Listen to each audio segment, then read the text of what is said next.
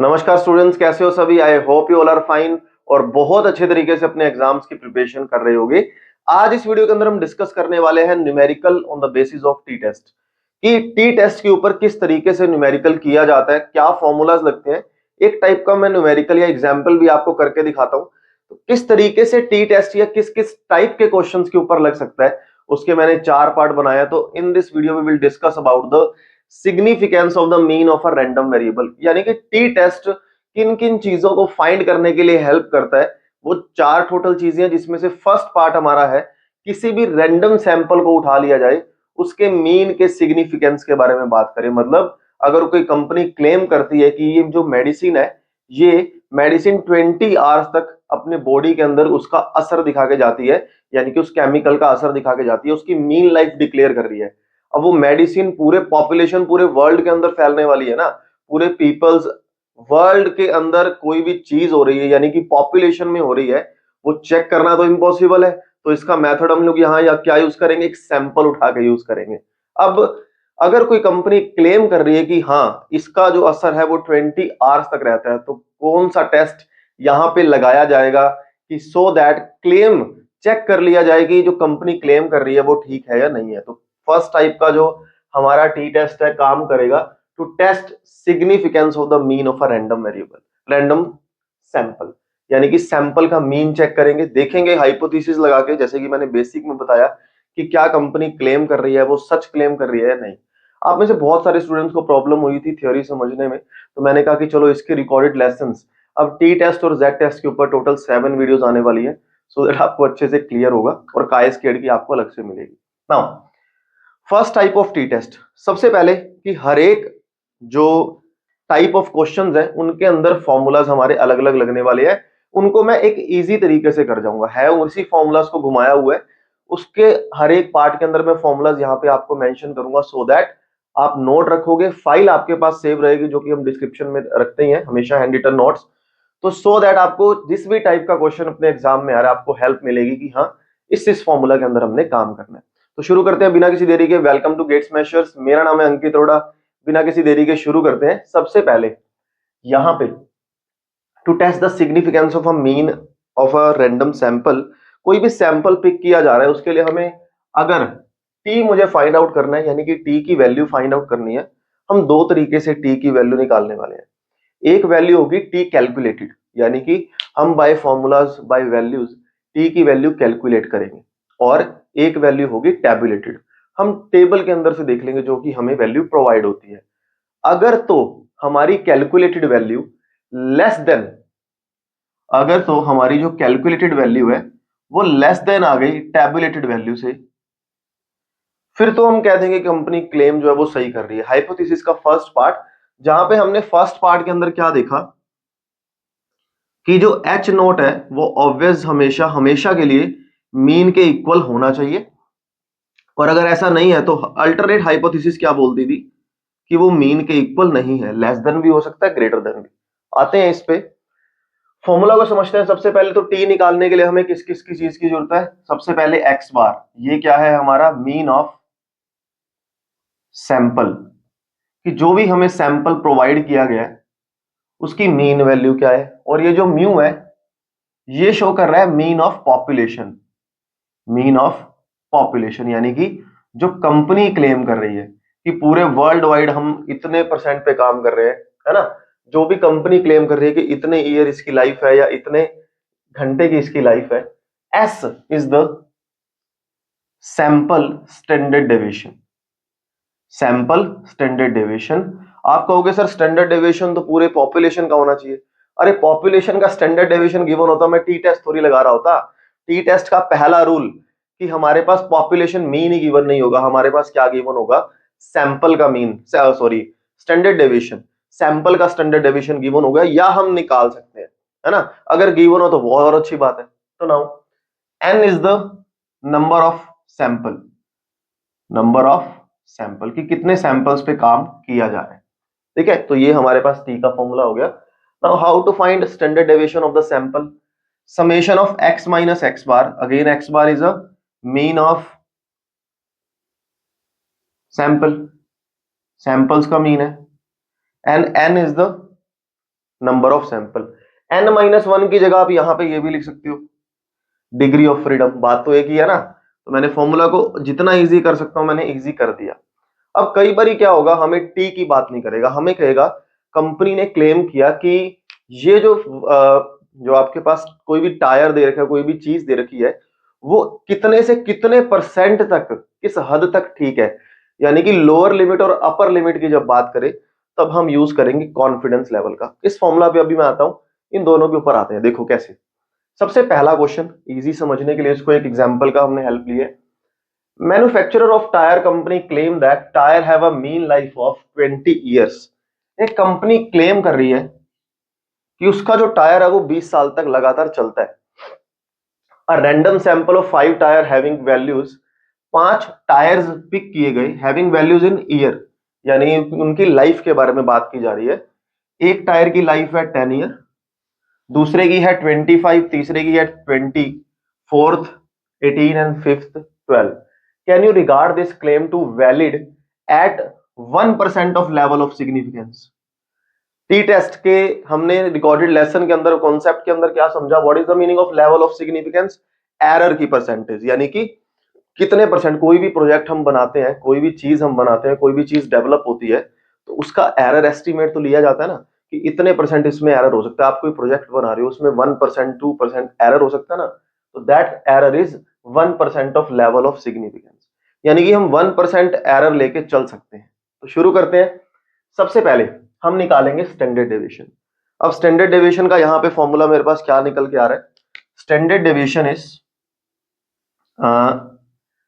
x minus X bar divide by n-1। तो यहां पे x मेरे पास क्या है, यानी कि सैंपल्स। सबसे पहला 10 years, next 25, next 20, then 18, then 12। फिर कहता है x माइनस एक्स बार। अब x बार का मतलब हमारे सैंपल का मीन, तो सैंपल का टोटल करते हैं, कितना आ रहा है 8 to 10 प्लस 5 15, 1 आ गया, 3 2 3 3 प्लस 2 5 5 प्लस 2 7 प्लस 1 85। अब इंडिविजुअल सीरीज का मीन कैसे निकाला जाता है, तो x bar is equal to summation of xi divide by total number of observation, कितने हैं 5। तो आंसर मेरे पास कितना आ गया, 5 1 जा 3 5 5 7 जा 35। तो 17 मेरे पास मीन आ गया। 10 माइनस में 17 दैट इज -7, 25 माइनस में 17 7 प्लस 5, सॉरी 25 माइनस में 17, क्लियर है ना, यहाँ पे 17 बिल्कुल सही है। 25 लाइफ थी ना, हाँ जी बिल्कुल ठीक है। 5 प्लस 3 8 आ गया, 20 माइनस में 17 3 आ गया, 18 माइनस में 17 that is 1, and 12 minus 17 which is equal to minus का 5। अब हमें कहता है x माइनस एक्स बार का स्केयर करके जाओ, तो x माइनस एक्स बार का स्केयर कर दो।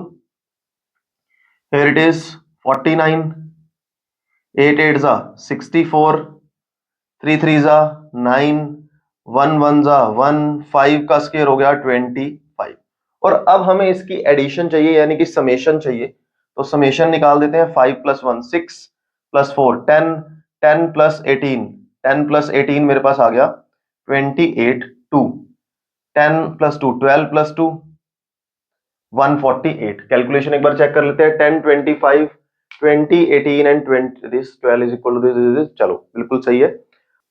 तो अब s की वैल्यू निकालते हैं। s का मेरे पास फॉर्मूला था square root of x minus X bar square, जो भी वैल्यू आ रही है that is 148 divide by n-1। Number of sample मेरे पास कितने हैं 5, तो डिग्री ऑफ फ्रीडम कितना हो गया 4।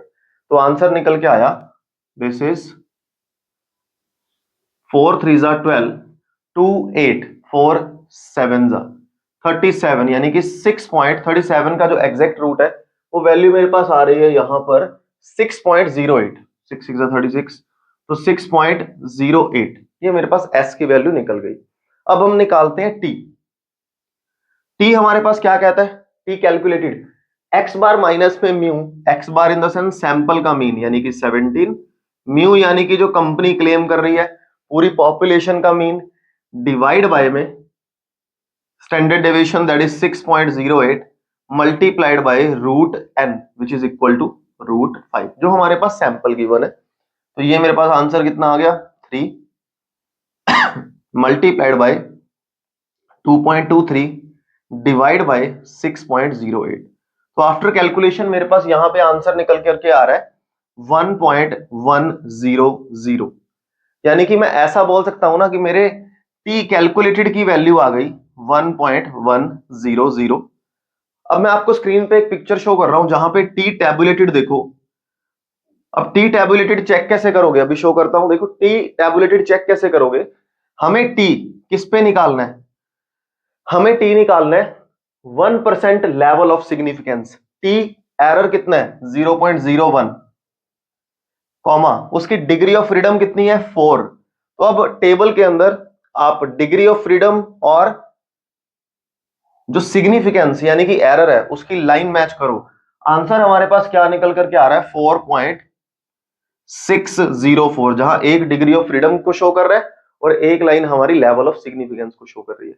अब यहां पे देखो कि एक हाईलाइट क्या निकल करके आई कि हमने जो टेबल से वैल्यू निकाली वो है 4.604, यानी कि जो टी की वैल्यू है कैलकुलेटेड वैल्यू वो टेबुलेटेड वैल्यू से तो लेस हो गई। इसका मतलब हमारा जो हाइपोथेसिस है नल हाइपोथेसिस करेक्ट हो गया। और नल हाइपोथेसिस बोलता है कि H naught is equal to mu, यानी कि कंपनी बिल्कुल सही क्लेम कर रही है। ऑन एन एवरेज उनकी जो टायर की लाइफ है वो कितने ईयर्स है 20। अगर मान लो बाय चांस ये ग्रेटर आ जाता, फिर हम कहते हैं कि कंपनी जो क्लेम कर रही है वो बिल्कुल रॉन्ग है, यानी कि उसकी एवरेज लाइफ 20 नहीं है, वो सैंपल रॉन्ग है अकॉर्डिंग टू द पॉपुलेशन। ठीक है, तो ये था हमारे पास टी टेस्ट का एग्जाम्पल। अब एक टाइप का आपके साथ इसके पास एक क्वेश्चन और आ सकता है। अगर हमें कह देगा कि कॉन्फिडेंस लेवल एस्टिमेट करके दिखाओ। कॉन्फिडेंस का मतलब जैसे मैंने आपको एक नेक्स्ट क्वेश्चन में प्रोवाइड किया, इससे नेक्स्ट क्वेश्चन फाइल के अंदर मैंने दिया हुआ है, इसका आंसर आप लोग कमेंट सेक्शन के अंदर बताओगे। वो क्वेश्चन क्या है, यहाँ पे क्वेश्चन की जो वैल्यू दे रखी है, just a second, last line में ना जो नेक्स्ट क्वेश्चन आपको फाइल के अंदर दिया है मैंने उसमें लिखा हुआ है obtain 80% confidence limit of the mean of population. 80% mean of the limit, जैसे 80% लिमिट होने का मतलब है ये हमें एरर की नहीं, ये हमें कॉन्फिडेंस लेवल यानी कि एस्टिमेट दे रखा है कि इतने परसेंट टास्क हो सकता है। एग्जैक्ट अगर मैं आपको बोलूं पूरी लाइन कितनी है, obtain 80% confidence limit of the mean of population. 80% का मतलब है एरर यहां पे 20% हो गया 0.02। ठीक है, तो आप क्या करोगे, यहां पे एक्स बार जो भी हमें वैल्यू गिवन है, टी जो भी टेबल से वैल्यू आ रही है फ्रॉम 0.02, और जो भी सैंपल या रैंडम ऑफ फ्रीडम दे रखा है, सॉरी डिग्री ऑफ फ्रीडम दे रखा है, एस यानी कि स्टैंडर्ड डेविएशन पुट करोगे, रूट एन पुट करोगे।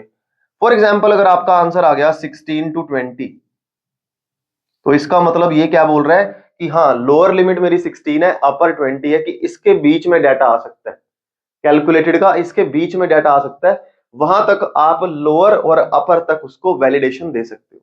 तो इस टाइप का क्वेश्चन मेरे पास निकल करके आ सकता है। तो आज इस वीडियो के अंदर हमने देखा कि test the significance of a mean. Mean का सिग्निफिकेंस चेक करना, किसी कंपनी ने क्लेम किया, किसी चीज ने क्लेम किया कि हम इतनी एवरेज लाइफ इसकी दे रहे हैं, उस पे अगर क्लेम करना हो तो टी टेस्ट अप्लाई होता है। In the next video we will discuss about the second type of numerical, यानी कि किस तरीके से घुमाया जा सकता है, जहां पे हम दो मीन के अंदर चेक करते हैं कि दोनों के दोनों मीन के अंदर क्या डिफरेंस या क्या क्या रिलेशन निकल करके आ रहे हैं। तो मिलते हैं अगली वीडियो में, सेम टाइम सेम जगह अगले दिन। Have a good day to all of you, bye bye bye.